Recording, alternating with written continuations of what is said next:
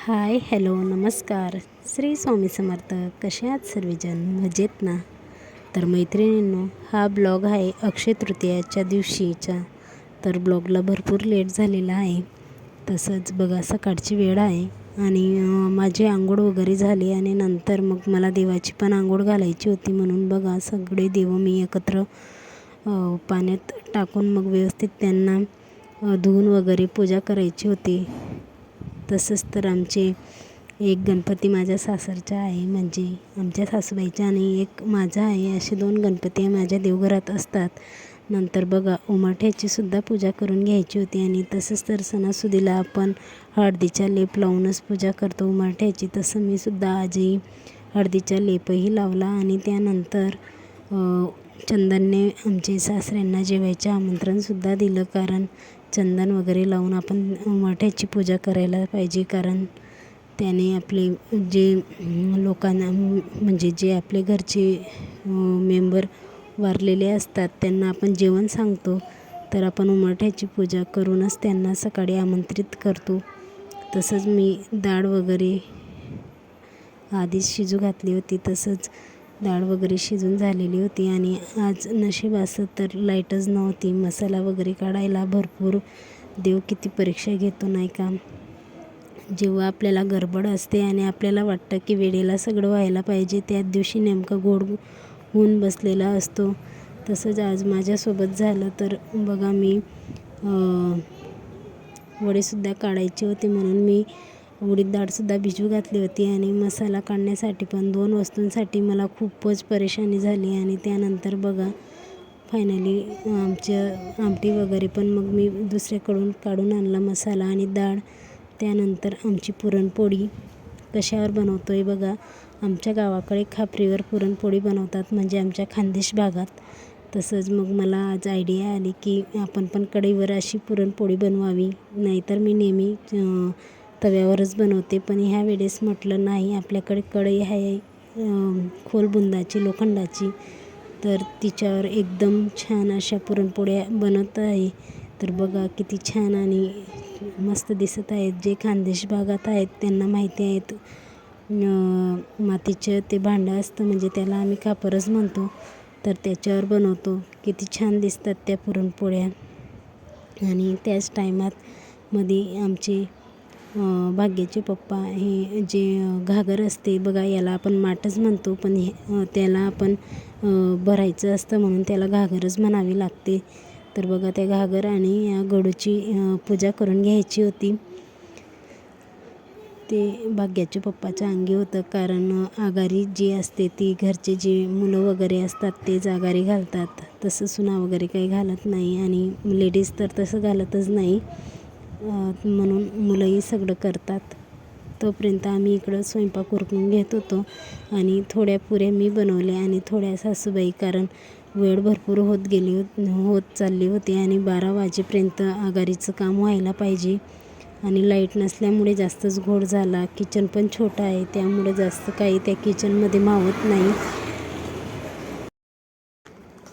मग बघा इथं घागर वगैरे लावून घ्यायची होती आणि खाली गहू वगैरे टाकलेले होते. गहू आणि 4 खडे लावलेले जातात. कारण ही जी घागर आहे ती म्हणजे असं खाली पडू नये त्यासाठी ते 4 खडे लावले जातात मातीचे. मग त्यानंतर बघा राहिलेल्या पुरणपोळ्यासुद्धा बनवून घेत होतो आणि खूप छान वाटत होतं बरं का. मला तर गावाकडे राहिल्यासारखंच फील वाटत होतं. कारण गावाकडे जसं मस्त मजेने पुरणपोळी बनवतात तसं आज आम्ही पण बनवत होतो, म्हणून खूपच छान वाटायला लागलं होतं. आणि एका साईडला मला आता तळण पण काढून घ्यायचं होतं. मी एका ब्लॉगमध्ये आमच्या गावाकडे कशा पुरणपोळ्या बनवतात ते दाखवलेलं आहे. जर कुणाला आवड असेल तर नक्की जाऊन बघा, कारण ते सुरुवातीचे ब्लॉग आहेत. आणि बघा किती छान दिसते आमची पण पुरणपोळी. म्हणून कधी डोकं चालवून कामं केलेले चांगले असतात. कधी कधी आपली फसवणूक पण होते, म्हणून जास्त डोकं चालवणं पण चुकीचं वाटतं कधी. नाहीतरी आता शक्यतोवर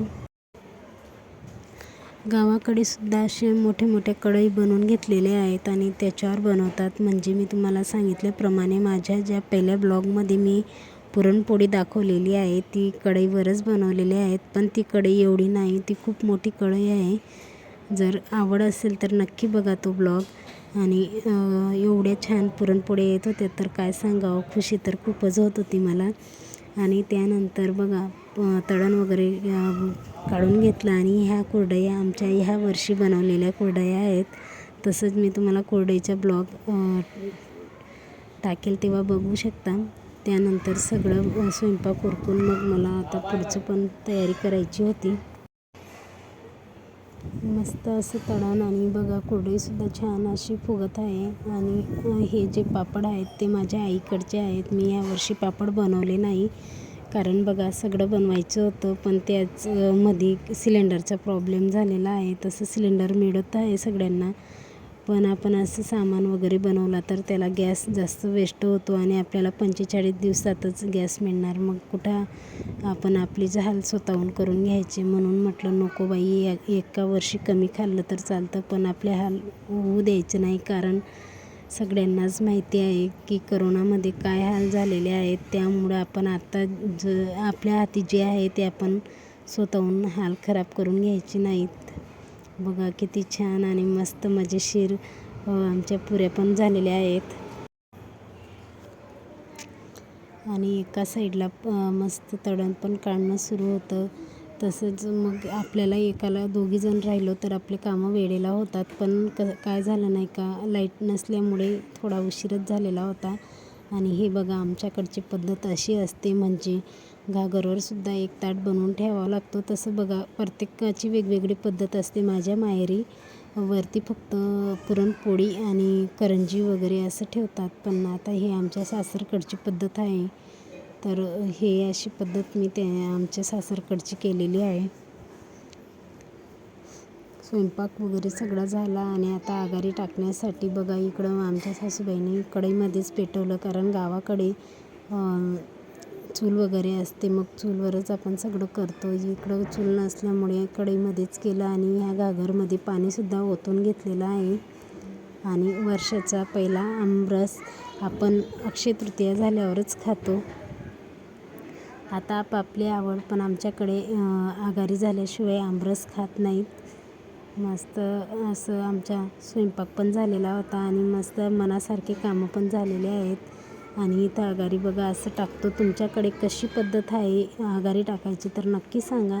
तसंच सगळं झालेलं होतं जेवण वगैरे आणि थोडं 1.5-2 घंटे आरामसुद्धा झालेला होता. आणि नंतर म्हटलं ते ताट वगैरे जे घागरवर ठेवलेलं घास होता, म्हणजे त्याला घासच म्हणावा लागतो, नैवेद्य नाही म्हणत. तर तो गाईला खाऊ घालतात किंवा आता गावाकडे माणसं वगैरे जे बोलवतात जेवायला. आता आपल्या इथं शहरात कुणी येत नाही, कारण ते बरेच लोकांना माहिती नसतं म्हणून. मग इथं गाय असते ना, त्या गाईजवळ आपण नुसतं ते घमेलीमध्ये टाकून यायचं. नंतर तिथले जे लोक असतात ते खाऊ घालतात. मग मला जी आघारीमध्ये उरलेली राख असते आघारी टाकून ते झाडाला टाकून द्यायची होती. पाण्यात टाकलं तर खूपच छान असतं, पण आता इथं पाणी कुठं शोधत बसायचं, लई लांब लांब असतं. म्हणून मग मी इथं झाडातच टाकून दिली. त्यानंतर मग दत्त बाबाचे दर्शन घेतलं. महाराजांचे दर्शन घेऊन मग लगेच स्वामी समर्थ त्यांचे दर्शन घेऊन मग आम्हाला पुढं पण जायचं होतं. तर आज नाही का असं झालं, सायंकाळी काही स्वयंपाकाचं मला टेन्शन नव्हतं, कारण ज्या दिवशी पुरणपोळी बनवतो त्या दिवशी खूपच स्वयंपाक हा उरतोच. मग रात्री पण आपल्याला त्याच्यावरच भागून घ्यावं लागतं, कारण स्वयंपाक जेवढा असतो तर कितीही कमी बनवायचं म्हटलं तरी कमी होत नाही, तो उरतोच.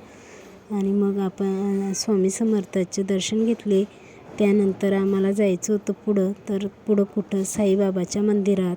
तर आम्ही जरा वेगळ्या मंदिरात गेलो होतो ह्यावेळेस. आणि हे आमच्या इथलं हनुमान दादाचं मंदिर छान आहे बरं का. आणि मग आम्ही निघालो साईबाबाच्या दर्शनाला. तर बघा मंदिर एवढं देखणं आहे की मध्ये शिरल्याच मनाला खूप प्रसन्न वाटतं आणि खूपच असं म्हणजे मन रमून जातं या मंदिरात. एवढं छान मंदिर आहे. कधी तुम्ही इकडं राहत असाल किंवा इकडच्या परिसरात आले तर नक्की जाऊन बघा, खूप छान मंदिर आहे. आणि त्यानंतर बघा आमचं दर्शन वगैरे झालं आणि मी बऱ्याच मंदिरांमध्ये गेले असेल तर तिथं CCTV लावलेली असते आणि तिथं आपल्याला शूटिंग होऊ देत नाही. पण ह्या मंदिरात मस्त निवांत शूटिंग घेतली. तसंच आजचा ब्लॉग कसा वाटला म्हणून नक्की सांगा. आणि हे अष्टविनायक गणपती बाप्पा आहेत. व्हिडिओ आवडल्यास लाईक करा, शेअर करा आणि सबस्क्राईब करायला विसरू नका. बाय.